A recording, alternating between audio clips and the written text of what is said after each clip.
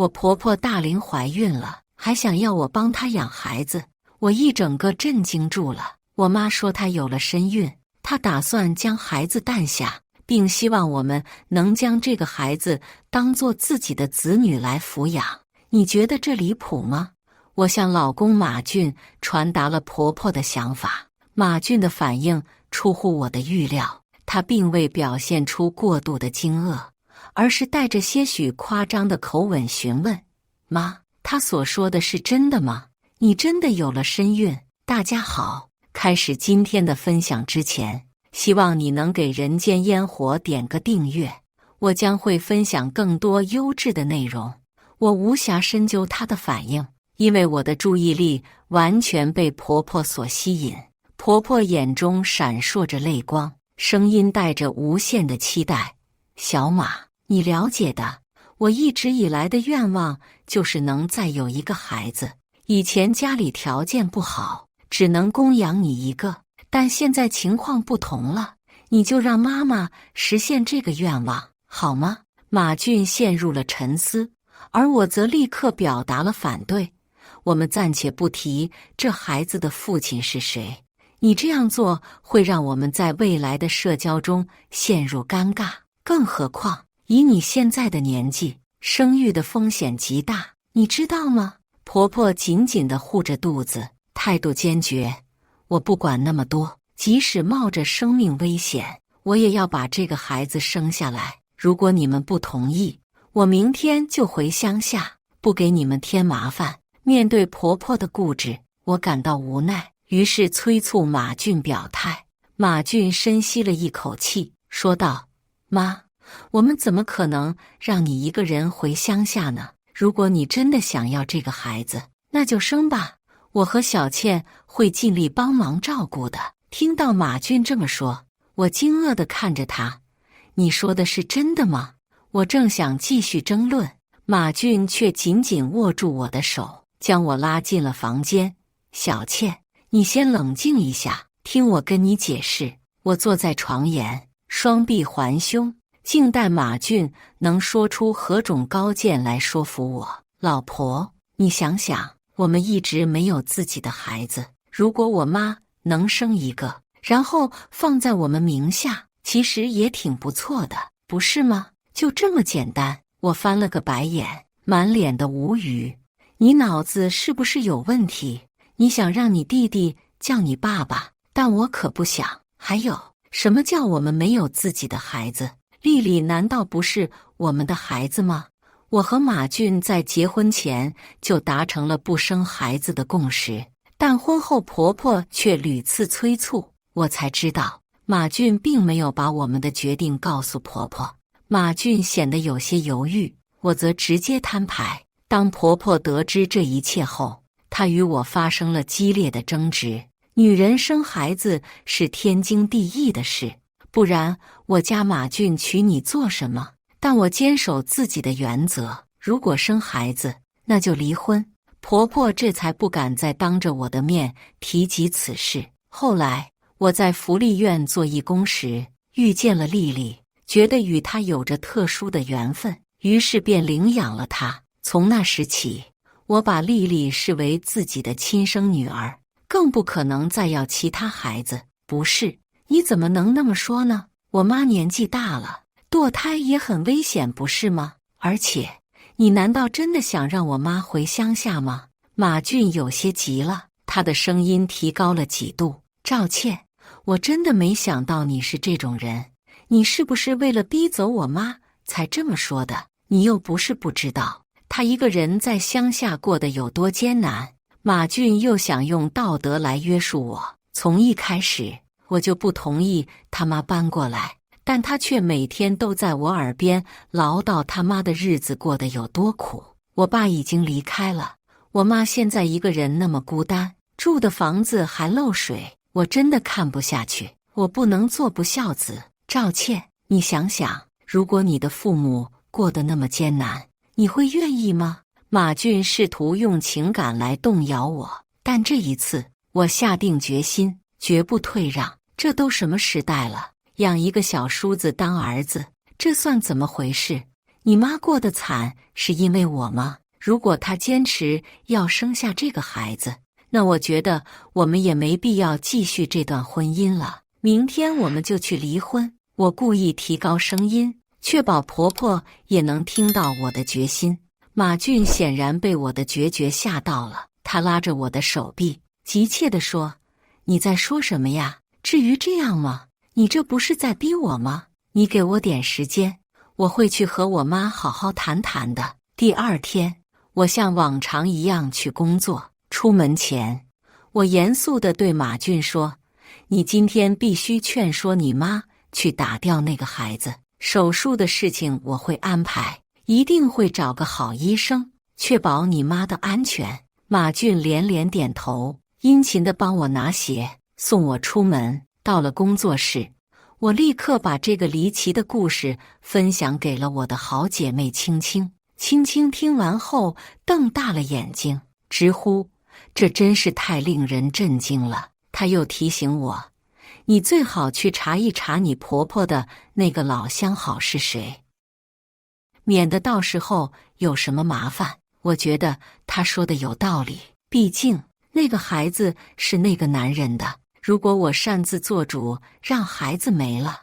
到时候他来找我麻烦怎么办？当晚回家，我看到婆婆正坐在餐桌前吃着炖鱼胶，和马俊谈笑风生，不时发出欢快的笑声。我听到她说：“儿子，我跟你说，能生儿子的女人才是好女人，生不出儿子的，在我看来都不能算是真正的女人。”马俊也陪着笑，附和道：“妈，你说的对，我都听你的。”我重重地把包放到桌上，响声让马俊和婆婆都吓得一颤。婆婆立刻捂住肚子，紧张地说：“你回来的时候能不能有点声音？吓到宝宝怎么办？”马俊则连滚带爬地来到我面前，满脸堆笑地说：“小倩，你回来啦，辛苦了。你先去洗个热水澡，我帮你放水。”我直截了当地问他：“我让你劝你妈把孩子打掉，你说了吗？”马俊眼神躲闪，支吾着回答：“还没来得及说，我这不是想让我妈高兴几天吗？”婆婆听了这话，立刻站起来，没有和马俊对峙，反而冲着我大声呵斥：“我要生这个孩子，怎么碍到你了？你还要挑拨马俊来对付我，你真够恶毒的！是不是你自己生不了孩子就嫉妒我呀？”我被他的话气得笑了起来。这个家都是靠我支撑的，连房子都是我的，他到底哪里来的底气这样跟我说话？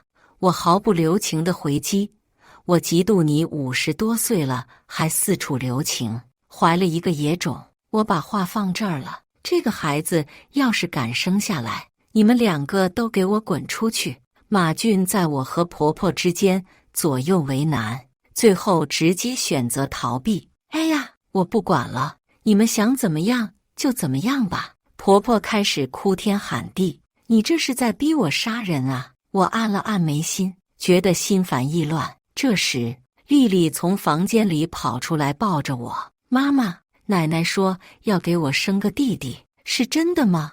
我摸着丽丽的头安慰她：“奶奶是开玩笑的，你乖，先去房间里玩一会儿，妈妈和奶奶有事情要说。”确保丽丽已经进了房间后，我回头一把将餐桌上的东西扫到地上，愤怒地盯着婆婆：“你怎么这么不要脸，竟然和小孩子说这些？这是丽丽的弟弟吗？分明就是小叔！”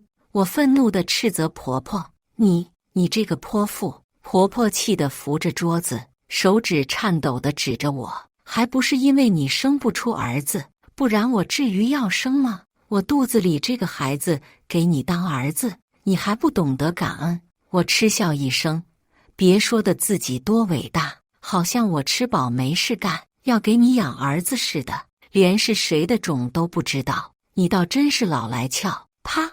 马俊竟然扇了我一巴掌，脸上露出从未有过的狠厉表情。“你怎么说话的？尊重长辈不懂吗？我告诉你，赵倩，这个孩子我妈想生就生，和你没关系。我捂着脸，惊愕地看着马俊。我没想到他竟然会打我，但我也不是吃素的，他敢打我，我就敢打回去。我卯足了劲，狠狠地回了2个巴掌。马俊的脸顿时肿了起来。婆婆在旁边大喊：哎呦喂，家门不幸啊，怎么会娶了你这样一个女人，竟然还敢打自己的男人。婆婆说一句，我就往马俊身上踹一脚。马俊外强中干，我越是凶悍，他越是不敢反抗，任由我踹。别打了，别打了，我不说了，你别打了，我的儿啊！婆婆哭着求饶。我扔下这对哭嚎的母子，带着丽丽愤然回了娘家。回家后，我向爸妈诉说了事情的原委。我爸气得猛拍桌子，这个马俊真是不识好歹，当初我就说了，他不是什么好人。现在好了吧，离婚，咱们不受这个苦。我妈拉着我爸，劝他不要过于冲动，他妈一直都很珍惜自己的生命，这次怎么这么执着于生孩子？这里面肯定有什么我们不知道的原因。我妈的话提醒了我，这几天一直忙于争吵，我都没来得及深入思考。婆婆平日里手被划破点皮都要吵着去医院，现在怎么可能舍得拿命去换一个孩子？而且即使要离婚，我也得确保能拿回属于我的东西。我之前太信任马俊了，结婚时我们并没有签婚前协议，他一无所有，而我却拥有不少资产。如果离婚，我的财产要分他一半，我可不愿意让他占这么大的便宜。于是我拎着一些水果去找了方姨。方姨是我婆婆的死对头，用知己知彼，百战不殆来形容我们的关系再贴切不过。方姨一定是最了解我婆婆的人，我也不拐弯抹角，直接问她：方姨，我婆婆怀孕的事情你知道吧？方姨瞪大了双眼，沉思了一会儿，然后猛地拍了一下大腿说：我说呢，前段时间我看见你老公和他偷偷摸摸的去医院，我当时没多想，还以为是你老公去看不育症呢。我当场愣住了，这还叫没多想？等等，马俊陪婆婆去医院这件事，他从来没和我说过。哟，你婆婆一大把年纪了，还想生孩子，真是不害臊。方姨接着说，我还没来得及开口，方姨就凑过来，小声对我说，不过你婆婆在厂里和高老头走得很近，这可不是我瞎说，厂里的人都看得清清楚楚。那个高老头家里的老婆可厉害了，你婆婆怎么敢的呢？我点点头，起身准备离开。方姨，这个水果你留着吃，小芳在公司表现不错，公司正考虑给她升职呢。方姨一脸殷勤的回应，你放心，我懂的，今天的事情我绝对不会说出去。我坐在车里，感觉一个头两个大，婆婆竟然还是小三，这个消息让我有些难以接受。那个高老头我也见过，一副唯唯诺诺的样子，长得贼眉鼠眼，成天在外干一些偷鸡摸狗的事情。如果婆婆的孩子真是他的，那家里肯定会闹得鸡犬不宁。不管怎么样，如果马俊执意让婆婆生下这个孩子，那我们的日子肯定是过不下去了。我驱车来到厂里的员工宿舍，看见马俊和一个女孩扶着婆婆从楼里走出来，后面还跟着工人搬着东西。我赶紧趴下，生怕被他们发现。今天我开的是我爸的车，马俊应该认不出来。只见马俊一只手扶着婆婆，另一只手还搂着那个女孩的腰。我的心砰砰直跳，但还是强迫自己冷静下来，整理思绪。马俊和这个女孩的关系应该不一般，看他们俩现在一起照顾婆婆的样子，我就更加确定了。这个女孩我见过一次，是高老头的女儿，之前到我们家来送过东西，好家伙，妈妈和老头在一起，儿子又和老头的女儿在一起，这两家人是搞联姻亲上加亲。这种事情竟然真的发生在我身上了，真是吃瓜吃到自己头上了呀！我赶紧拿出手机，咔咔拍照片，这些都是证据，将来离婚的时候肯定能用得上。当晚回到家后，我改变了态度，对婆婆说：“妈，我深思熟虑后，觉得自己之前太冲动了。这个孩子，如果你想生，就生吧。”婆婆听后喜出望外：“真的吗？太好了！我生这个孩子并不是为了别人，全都是为了马俊和你。”她抚摸着肚子，温柔地说：“宝贝，我们可以安心的出生了。”马俊听到我的话，笑得合不拢嘴：“老婆，我就知道你是世界上最善良、最体贴的人，我以后会更加疼爱你，加倍对你好。”自那以后，婆婆变得越发趾高气扬，经常指使我干各种活。她甚至要求马俊夜里到她房间打地铺，以便随时照顾她。我们马家终于有后了，她得意地说。有的人肯定会羡慕得要命。我注意到她的肚子形状有些奇怪，而且她从不让我靠近去摸，这让我心生疑惑，但我没有表露出来。马俊试探性地问我：“老婆，上次说的把我妈的孩子登记在我们名下，你应该会同意吧？先让妈安心把孩子生下来再说吧。”我回答得模棱两可，既不同意也不拒绝，因为我在暗中观察，想要弄清楚事情的真相。然而有一天，婆婆突然提出要回乡下生孩子。在城里生孩子我不习惯，我要回乡下生。出乎意料的是，马俊这次没有阻拦，反而表示同意。好的妈，明天我就帮你收拾东西。我则强烈反对这个决定，不行，必须在城里生，乡下的医疗条件不够专业。妈作为高龄产妇，万一出现什么意外，后果不堪设想。你放心吧，我安慰他们。我已经联系了国内最顶尖的妇科医生，一定会确保妈平安生下这个孩子。在坚持让婆婆在城里生孩子的同时，我也在暗中调查这一切背后的真相。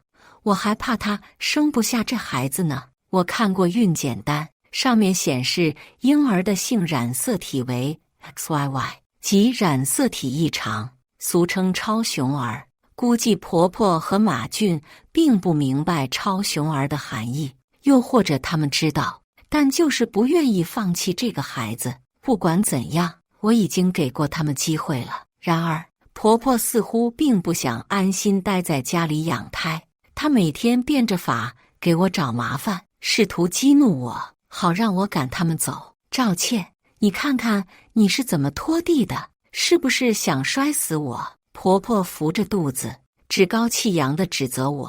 她甚至让我跪在地上，用干抹布一块一块地擦干地板，稍微有一点湿，她都会不满意。我忍不住嘲讽她：“你以前不是总说我娇贵吗？还说你自己在老家时3天只吃1碗稀饭，还要下田插秧，怎么现在变得这么娇气了？”马俊过来打圆场，想把我拉走。小倩，你别和我妈计较，她现在是孕妇，万一出事就不好了。要不，我们还是让妈回乡下去养胎吧。我没理会她，她这种话我已经听腻了，不指望她会站在我这边。我淡淡地说：“那妈就别去厂里了，免得伤到胎。我会再找个保姆来照顾她。”但马俊却急了：“没关系的，就让妈去厂里吧，她在家闲着也是闲着。我觉得还是让妈回乡下去比较好。”我察觉到了不对劲，明明不去厂里上班，对他们来说应该是好事。他们之前也一直巴不得能赖在家里不动，但现在他们的态度却发生了180度的大转弯，这让我开始怀疑，这其中必定有诈。婆婆坚持要去工厂工作，原来只是她想搬来同住的一个幌子。那段时间家里闹得不可开交，街坊邻居误以为我故意刁难婆婆，背后议论我不够孝顺。无奈之下，我只好同意婆婆搬来同住。婆婆虽然进厂工作，但她的工资从未用于家庭开销，家里的吃穿用度全都是我出。她竟然还理直气壮地说：“你挣的那么多，养我难道不是应该的吗？”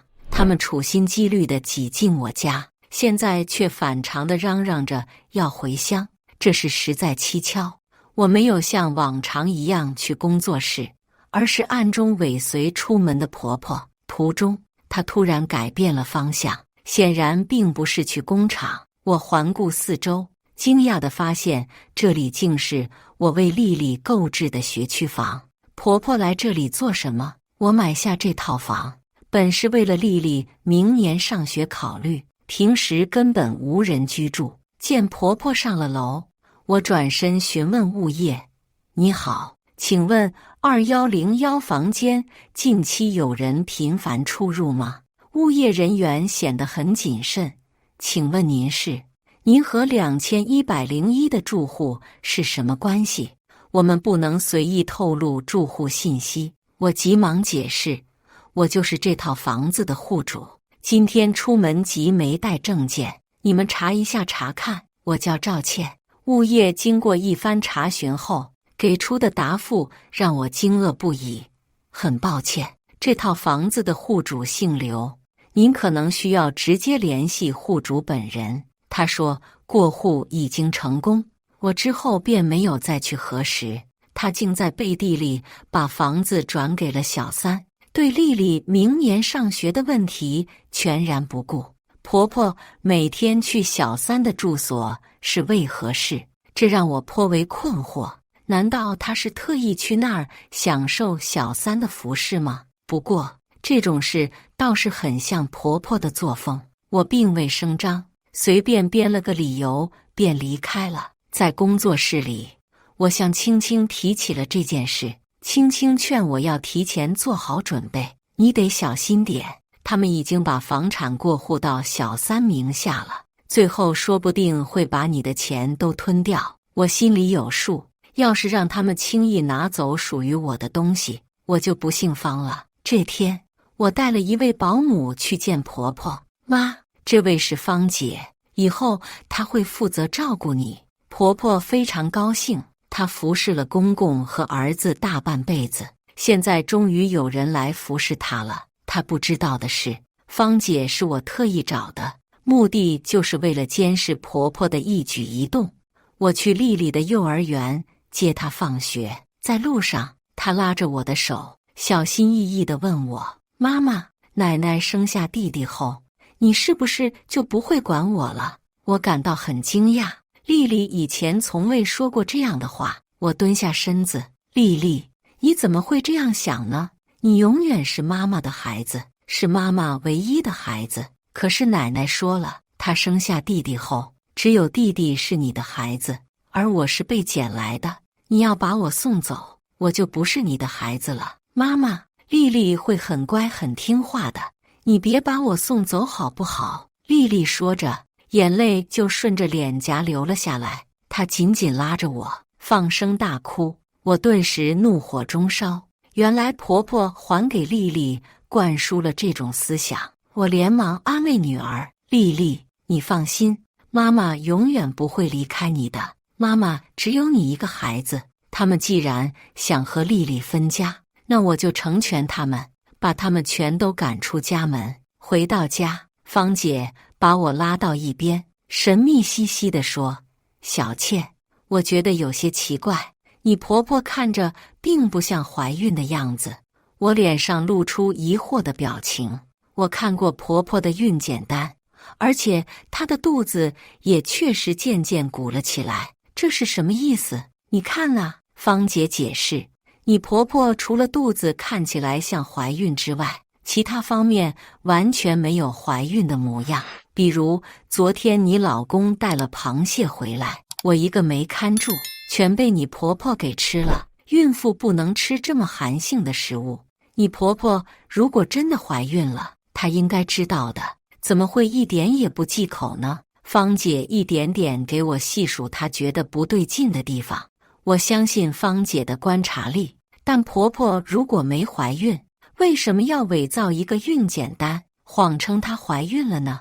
我突然想到什么，急忙翻看手机，找出第一次发现马俊出轨时拍的照片。果然，照片上马俊虽然看起来是在扶着婆婆，但他的重心却偏向小三那边。小三的腹部微微隆起，她怀孕了。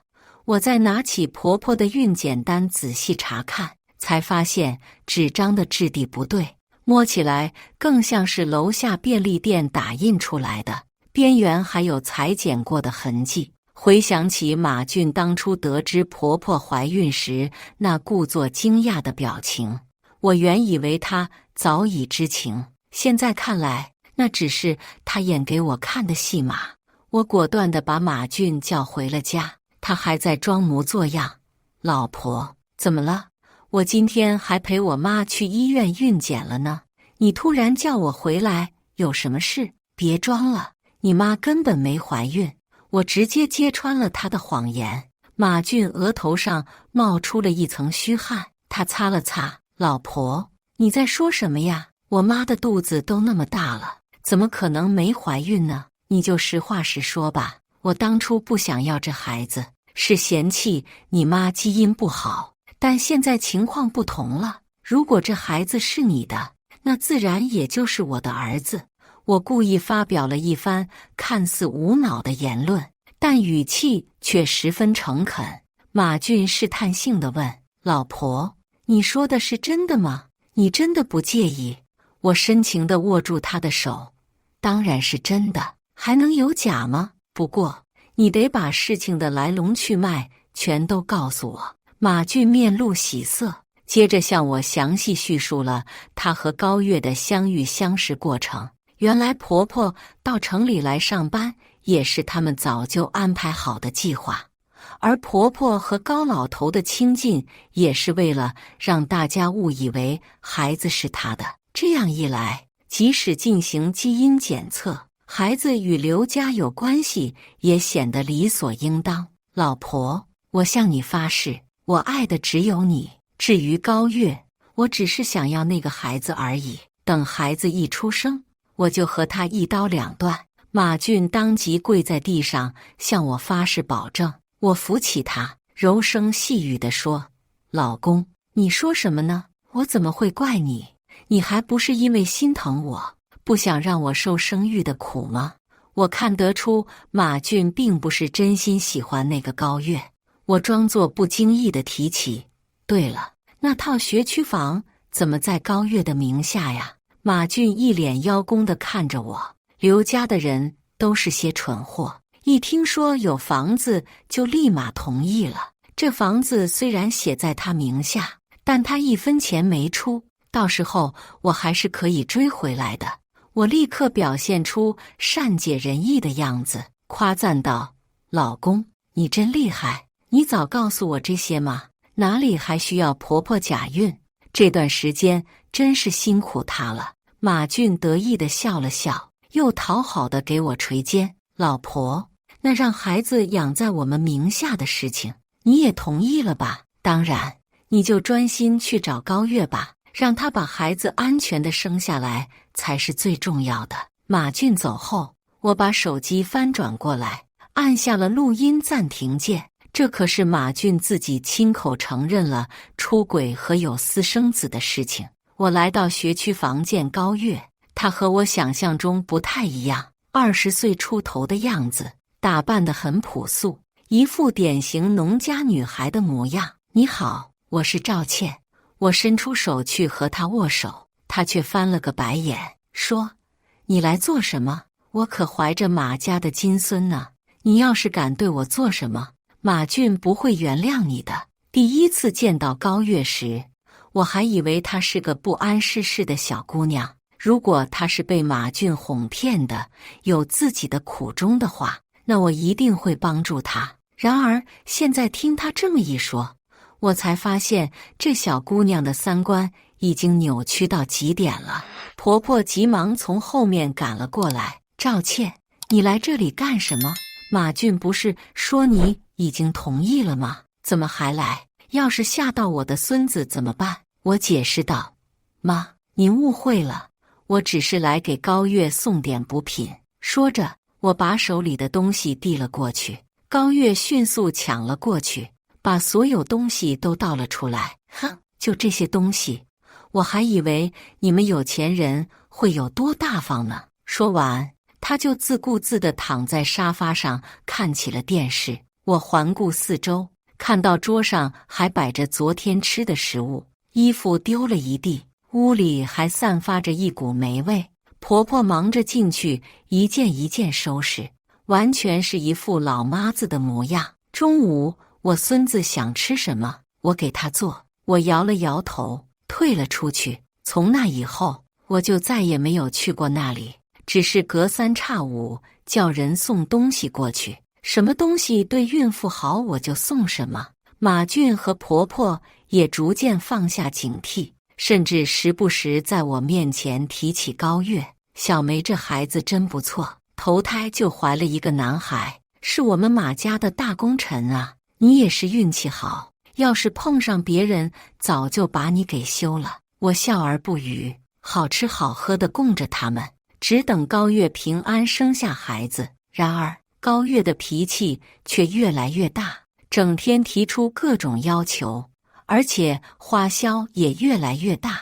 马俊的钱包都快被掏空了，我看着他的窘迫，心里却没有一丝波澜，因为我知道这一切都是他们自找的。我等待着那个合适的时机，等孩子一生下来，我就可以采取行动了。预产期终于到了，那天马俊在电话里难掩兴奋之情：“老婆，你快来，高月要生了，我儿子要出生了。”当我赶到医院时，发现高月还没生下孩子。医生告诉我们，由于高月的胎儿过大，生产过程可能会有危险，有可能出现大出血的情况，需要家属签字，以便进行紧急处理。马俊拉着医生的手反复强调：“医生，一定要保住孩子，我只要孩子。”医生严厉地训斥了他：“什么只要孩子？你脑子清醒一点，快去交钱，耽误了时间，两个都保不住。”马俊慌忙去交钱，经过一番周折，他的存款已经所剩无几。过了1个多小时，产房里终于传来了孩子的啼哭声。婆婆双手合十，脸上洋溢着喜悦，感谢老天爷保佑，我马家有后代了。高月躺在床上，脸色苍白，显得非常虚弱，但是所有人都围着新生儿，没有一个人关心他。我走到他面前，轻声问道：“就为了这个孩子，值得吗？”他抬起头，坚定地回答：“你比我惨多了。一个不能生孩子的女人，还有资格说我？今天我生了一个7斤重的儿子，我这一生的使命已经完成了。”马俊的笑声在病房里回荡：“我当爸爸了，我有儿子了，我终于有儿子了。”这些天来，马俊从未关心过我们的女儿。他既然那么想要儿子，为什么当初和我结婚时，口口声声说愿意不要孩子也要和我在一起？说到底，他只是为了钱而已。我看着眼前的这一切，心中充满了失望和愤怒。我冷哼一声，吸引了所有人的目光。马俊反应过来，拉着我过去看孩子。“老婆，你快看，我们的儿子多可爱呀！”我甩开他的手，冷冷地说：“什么我们的儿子？这是你儿子，和我可没关系。”说完，我狠狠地甩了他一巴掌。马俊被我打懵了，我趁机把离婚协议扔到他身上：“签字吧。”他露出难以置信的表情：“老婆，你是在跟我开玩笑吗？我们不是说好了，儿子出生后我们一起养吗？你看咱们的儿子多可爱呀！”我嘲讽地笑道：“你有病吧？这是你儿子，跟我有什么关系？事到如今，我终于不用再装了。要知道这半年多来，我天天面对他们，内心有多煎熬。婆婆拦在马俊面前，指责我：你连儿子都生不出来，还敢不要这个孩子？你怎么这么自私？我们马家有你这种儿媳妇，真是倒霉。接着她对马俊说：儿子跟他离婚，他算什么东西？我忍不住笑出声来。他竟然还没搞清楚状况，他身上穿的、用的、花的都是我的钱，却还以为是我离不开他儿子，净身出户。赵倩，你疯了！马俊翻看离婚协议，愤怒地咆哮。我看着他，嘴角忍不住上扬。我手里有大量证据表明你婚内出轨，转移夫妻共同财产，现在还有私生子。你作为过错方，净身出户有问题吗？马俊气急败坏地冲到我面前，掐住我的脖子。贱人，你竟然算计我！要不是你不愿意生孩子，我会去找别人吗？我挣扎着，但嘴角依然挂着冷笑。下一秒，马俊就被一拳狠狠地打倒在地。原来我爸妈带了5个保镖来，他们刚刚赶到，就看到了马俊对我动手的那一幕。我妈急忙扶住我，关切地问：小倩，你没事吧？这个混蛋竟然还敢对你动手。马俊看到连我爸也来了，顿时意识到事情已经闹大，无法收场，扑通一声跪在地上。他哀求道：爸，我错了，我真的错了，我不应该动手。小倩，你帮我和爸爸求求情，我真的不是故意的。我爸却连看都不看他一眼，冷冷地说：你还是趁早把离婚协议签了吧，不然我们法院再见。接着我带人到家里和学区房里，开始清理马俊、婆婆和高月的东西。我们一件一件地把他们的物品往外扔，所有用我的钱买来的东西都统一拉到废品站去处理。收拾完之后，才发现他们3个人自己的东西竟然只能装下一个小小的箱子。婆婆气急败坏地跑到门外大喊：赵倩，你这个贱人，放我进去，这是我儿子的家。马俊也站在一旁搀扶着婆婆，试图和我沟通。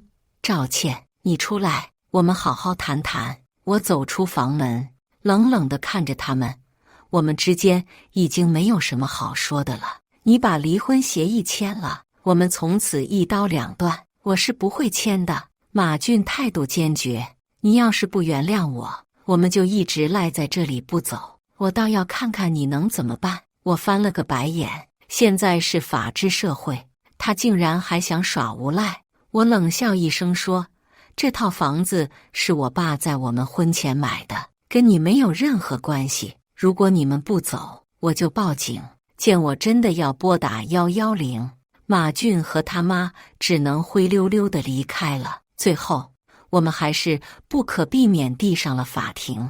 虽然让马俊净身出户并不现实，但最终他还是分走了我们夫妻共同财产的20%。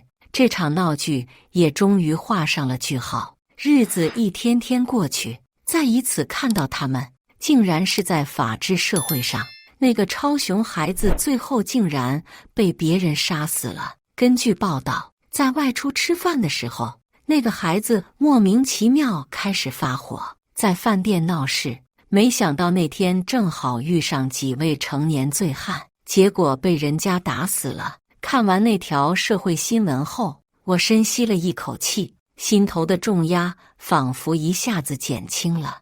我为那个无辜的孩子感到悲痛，但同时也为自己和女儿丽丽能够逃脱那样的命运而感到庆幸。我放下手机，看着正在沙滩上快乐玩耍的丽丽，心中充满了感激。丽丽穿着粉色的小泳衣，头戴一顶可爱的太阳帽，正在用小铲子堆砌沙堡。她的笑声清脆悦耳，与海浪的声音交织在一起，构成了一幅美好的画面。我走过去，轻轻地抚摸着她的头，她抬起头来，对我甜甜地笑。妈妈，你看我堆的沙堡漂亮吗？丽丽指着她精心堆砌的沙堡问我。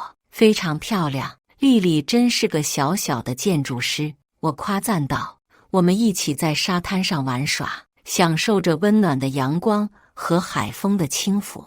这样的时光是如此宝贵，它让我忘记了过去的阴霾，也让我更加珍惜现在的生活。晚上，我们回到酒店，丽丽在洗澡的时候，我坐在阳台上，看着远方的海景，心中感慨万千。我想起了自己和马俊的那段婚姻，想起了那些痛苦的日子，但现在一切都已经结束了。